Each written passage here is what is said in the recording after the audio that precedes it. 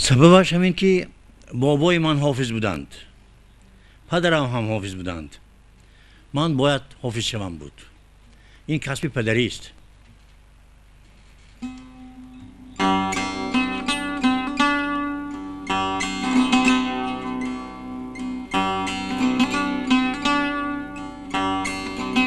هیچگاه بیمار نشدم.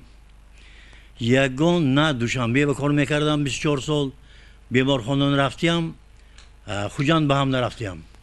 سبب این همین که گویا من با واسطه آهنگ های کلاسیکی، موسیقی های کلاسیکی خود را خود معالجه میکردم. مگنیتوفون میماندم و کسل که شدم خواب میکردم. آهسته گوش کرده خوابم برده میماند. وای که اتومات بود تمام شد خودش گویا خاموش میکرد.